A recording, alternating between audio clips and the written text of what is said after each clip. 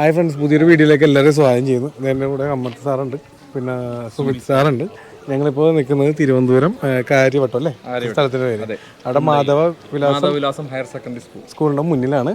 ഈ സ്കൂളിലെ കുറച്ച് വിശേഷങ്ങൾ നിങ്ങൾ അറിയണം. അതോടൊപ്പം തന്നെ ഇവിടെ നമ്മുടെ മോഹൻകുമാർ സാറുണ്ട് അല്ലേ, സ്കൂളിൻ്റെ മാനേജറാണ്. പുള്ളി കൊച്ചിൻ യൂണിവേഴ്സിറ്റിയിൽ വർക്ക് ചെയ്യുന്ന ആളാണ്. സ്കൂളിൻ്റെ മാനേജർ, നല്ല സ്കൂളിന് വേണ്ടി ഒരുപാട് കാര്യങ്ങൾ ചെയ്യുന്ന ഒരു വ്യക്തിയാണ്. ഇത് സാധാരണ ഒരു സ്കൂളല്ല, ശരിക്കും പറഞ്ഞു കഴിഞ്ഞാൽ മറ്റുള്ള എയ്ഡഡ് സ്കൂളുകളെ അപേക്ഷിച്ച് വളരെ നല്ല രീതിയിൽ പോകുന്ന ഒരു സ്കൂളാണ്. നമ്മൾ സാധാരണ പ്രൈവറ്റ് സ്കൂളുകളൊക്കെ കണ്ടിട്ട് ആ സ്റ്റാൻഡേർഡിൽ നമ്മളൊരു എയ്ഡഡ് സ്കൂൾ പോവുക എന്ന് പറയുന്നത് വളരെ നല്ലൊരു കാര്യമാണ്.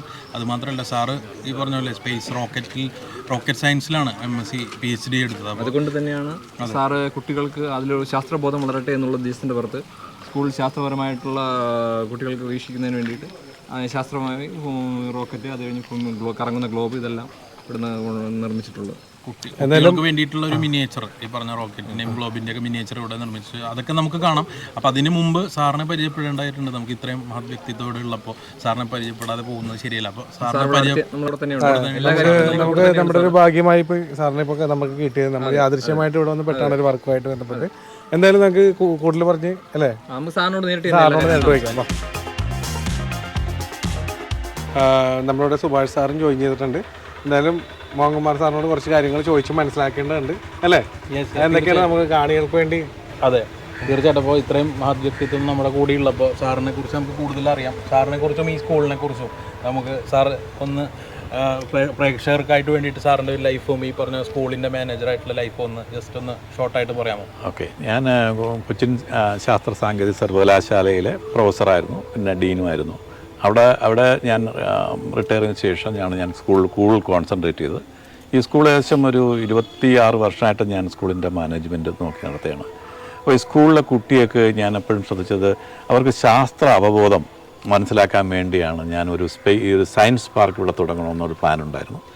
അപ്പോൾ അതിൻ്റെ ഭാഗമായിട്ട് ആദ്യം സ്പേസ് സയൻസിലെ ഇമ്പോർട്ടൻസ് ഞാൻ റിസർച്ച് ചെയ്ത ഗവേഷണം നടത്തിയ ISROയുമായിട്ട് ബന്ധപ്പെട്ടതായതുകൊണ്ട് കൂടുതലാണ് റോക്കറ്റിനെ പറ്റിയുള്ള സ്റ്റഡീസും എല്ലാം നടത്താൻ. അതുകൊണ്ട് ഇവിടെ അതിൻ്റെ ചില മോഡലുകൾ ഉണ്ടാക്കി വെക്കണം.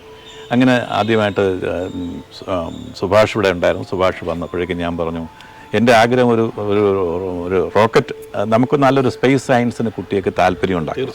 ഭാവിയിൽ നമുക്ക് ഇവിടെ നിന്നൊരു മാധവൻ നായർ സാറിനെ പോലെയുള്ള, അങ്ങനെയുള്ള അബ്ദുൽ കലാമിനെ പോലെയുള്ള ആൾക്കാർ, നമുക്കൊരു ബഡ്ഡിങ് ഒരാളുടെയെങ്കിലും കിട്ടിയാൽ വളരെ നല്ലതായിരിക്കും. നമുക്ക് അതുകൊണ്ട് നമുക്ക് അവർക്ക് ഇപ്പോഴേ ഒരു ഇൻസ്പിറേഷൻ കിട്ടാൻ, ഒരു മോട്ടിവേഷൻ കൊടുക്കാനായിട്ട് നമ്മൾ അതിന് ആദ്യമായിട്ട് GSLVയുടെ Mark 3 മോഡൽ ഉണ്ടാക്കി. അത് കഴിഞ്ഞ് ഞങ്ങളിവിടെ ചന്ദ്രയാൻ 3 മിഷൻ, ചന്ദ്രനിൽ ലാൻഡ് ചെയ്താൽ ലാൻഡർ എങ്ങനെ ഇരിക്കും, അതാണ് ഇതിൻ്റെ ഒരു മാതൃക ഇവിടെ ഉണ്ടാക്കി.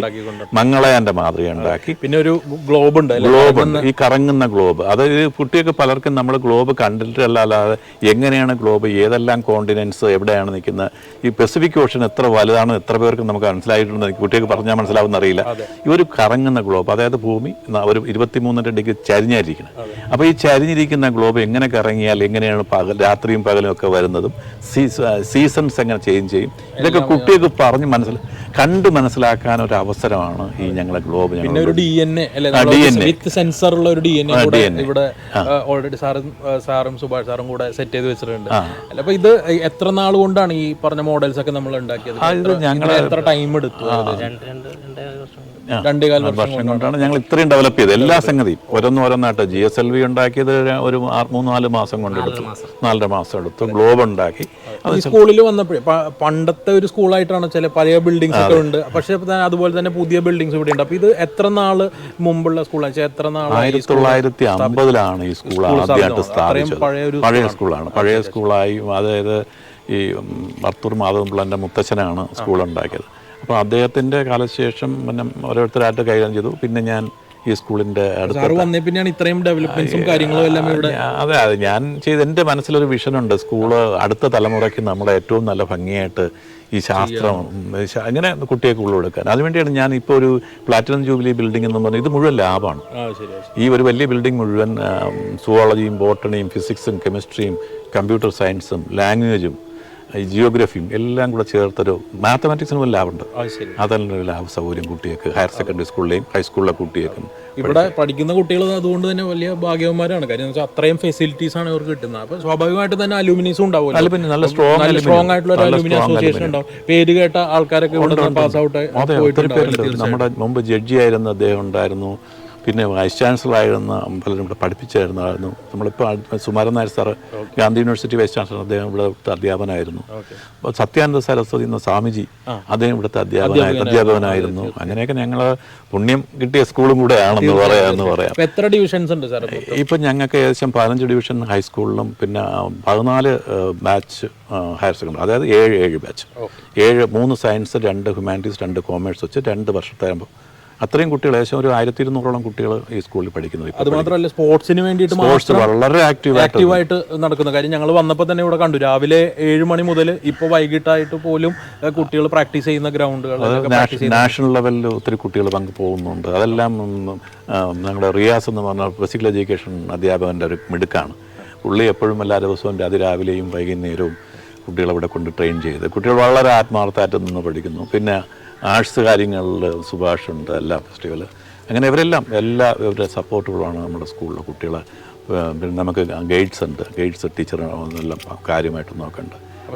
അടുത്തൊരു എയിം എന്താണ് ഇപ്പോൾ ഈ സ്കൂളിനെ ഏതൊരു ലെവലിലേക്ക് എത്തിക്കുക എന്നുള്ളത്? ശരിക്കും എനിക്ക് എൻ്റെ വിഷൻ എന്ന് പറഞ്ഞാൽ ഒരു കുട്ടിക്ക് വന്നു കഴിഞ്ഞാൽ പഠിച്ച് പോകണം എല്ലാ നോളജും. ഇത് നമ്മുടെ സിലബസിലുള്ള കാര്യം മാത്രമല്ല, മറ്റു കാര്യങ്ങളും കൂടി ചുറ്റുപാടുള്ള സയൻസ് ആയിരുന്നാലും ടെക്നോളജി ആയിരുന്നാലും മറ്റു കാര്യങ്ങൾ പഠിച്ച് ഒരു ബേസിക് ഇൻട്രൊഡക്ഷൻ നമ്മളിവിടെ നിന്ന് കൊടുത്തു കഴിഞ്ഞാൽ അവർ നാളൊരു കാലത്ത് നല്ലൊരു മിടുക്കന്മാരുമായിട്ട് പോകും. ഇപ്പോൾ കഴിഞ്ഞ തന്നെ ഞങ്ങൾ ഹയർ സെക്കൻഡറി സ്കൂളിൻ്റെ അലുമിനി കുട്ടികളെ കണ്ടപ്പോൾ ഒരു ബാച്ചിൽ പഠിച്ചു തന്നെ പലരും നല്ല പേരുകെട്ട ശാസ്ത്രജ്ഞന്മാരൊക്കെ ആയിട്ടുണ്ട് പല സ്ഥലത്തായിട്ട്. അപ്പോൾ സാറ് പഠിച്ചത് തന്നെ ഇപ്പോൾ ഈ പ്രത്യേക രീതിയിലുള്ള ഒരു റോക്കറ്റ് സയൻസ് നമ്മളൊക്കെ എൻതൂസിയാസ്റ്റിക് ആയിട്ട് നോക്കി കാണുന്ന ഒരു സയൻസാണ്. അപ്പോൾ അതിനെക്കുറിച്ച് ഒന്ന് പറയാമോ? കാര്യം സാധാരണ പ്രേക്ഷകരെ സംബന്ധിച്ച് എന്തായിരിക്കും ഇത്, അല്ലെങ്കിൽ സാധാരണ ISROയിൽ ജോലിയുള്ളവർക്ക് മാത്രമാണ് അത് ചെയ്യാൻ പറ്റുള്ളൂ എന്നുള്ളൊരു ചിന്താഗതിയൊക്കെയാണ് ഉള്ളത്. അപ്പോൾ സാറൊന്ന് പറയാം, അതിനെക്കുറിച്ചൊന്ന് പറയാം. ഞാൻ MSc മീറ്ററോളജിയാണ്. മീറ്ററോളജി എന്ന് പറഞ്ഞാൽ വെതർ ആൻഡ് ക്ലൈമറ്റ് സയൻസിനെ പറ്റി പഠിക്കാൻ കൊച്ചിൻ സർവകലാശാലയിൽ നിന്നാണ് ഞാൻ അന്ന് MSc പാസ്സായത്. അങ്ങനെ ഒരു കോഴ്സ് അവിടെ ഉണ്ട്. കൊച്ചിൻ ഇന്ത്യയിലെ 2ാമത്തെ യൂണിവേഴ്സിറ്റി അതാണ്. ആദ്യം ആന്ധ്ര യൂണിവേഴ്സിറ്റി ആയിരുന്നു. പിന്നെ ഓഷനെ പറ്റിയും അറ്റ്മോസ്ഫിയറിനെ പറ്റിയും പഠിക്കുന്ന MSc ഡിഗ്രിയുള്ള അപ്ലൈഡ് സയൻസ് ഉള്ളൊരു യൂണിവേഴ്സിറ്റിയാണ്, കോഴ്സാണ്. അത് കഴിഞ്ഞ് ഞാൻ MSc കഴിഞ്ഞിട്ട് അവിടെ വന്നപ്പോഴേക്കും എനിക്ക് PhD ചെയ്യാൻ പ്രോഗ്രാമുണ്ട്. അപ്പോൾ PhD ചെയ്യാൻ പ്രോഗ്രാം എവിടെയാണെന്ന് പറഞ്ഞപ്പോൾ ഞാൻ ആലോചിച്ചത് VSSCയെ ഡിപ്പെൻഡ് ചെയ്യാം. VSSCയിലെ സ്പേസ് ഫിസിക്സ് ലാബ് എന്നുള്ള അവിടെയാണ് ആദ്യം പോയത്. VSSC പോയപ്പോൾ അവിടെ ഞാൻ ചെന്നു. ഞാൻ അവിടുത്തെ സയൻറ്റിസ്റ്റുകളായിട്ട് ഞാൻ സംസാരിച്ചു. അപ്പോൾ ഞാൻ കേരള യൂണിവേഴ്സിറ്റി PhD രജിസ്റ്റർ ചെയ്തിട്ട് അവിടെ പോയിട്ട് അപ്പോൾ അവർ പറഞ്ഞു നല്ല ലൈബ്രറി, ഏറ്റവും ബെസ്റ്റ് ലൈബ്രറി അവിടെ ഉള്ളത് VSSCയിൽ. പിന്നെ ഡാറ്റ EM100 റോക്കറ്റ് എന്ന് പറഞ്ഞത് പണ്ട് റഷ്യക്കാരെല്ലാ ബുധനാഴ്ചയും വൈകുന്നേരം രാത്രി 8 മണിക്ക് റോക്കറ്റ് ലോഞ്ചിങ് അറ്റ്മോസ്ഫിയറിനെ സ്റ്റഡി ചെയ്യാനായിട്ട് എല്ലാ മുമ്പ് അന്ന് റഷ്യ പോകുന്നതിന് മുമ്പ് 1970 മുതൽ നമ്മളിവിടെ കണ്ടിന്യൂസ് ഒബ്സർവേഷൻ, എല്ലാ ബുധനാഴ്ച ഒബ്സർവേഷൻ. ഈ ഒബ്സർവേഷൻ ഡാറ്റയൊന്നും ആരും യൂസ് ചെയ്യാതെ ഇങ്ങനെ ഇവിടെ ഉണ്ടായിരുന്നു. അപ്പോൾ ഞാൻ അദ്ദേഹത്തെ സംസാരിച്ച് പറഞ്ഞു ഇതാരും സ്റ്റഡി ചെയ്തിട്ടില്ല, നമുക്കൊന്ന് സ്റ്റഡി ചെയ്യണം. അപ്പോൾ അതിൻ്റെ ഒരു ഡീറ്റെയിൽസ് അന്ന് ഈ ബുക്കാണ്, കമ്പ്യൂട്ടറൊന്നും ആയിട്ടില്ല.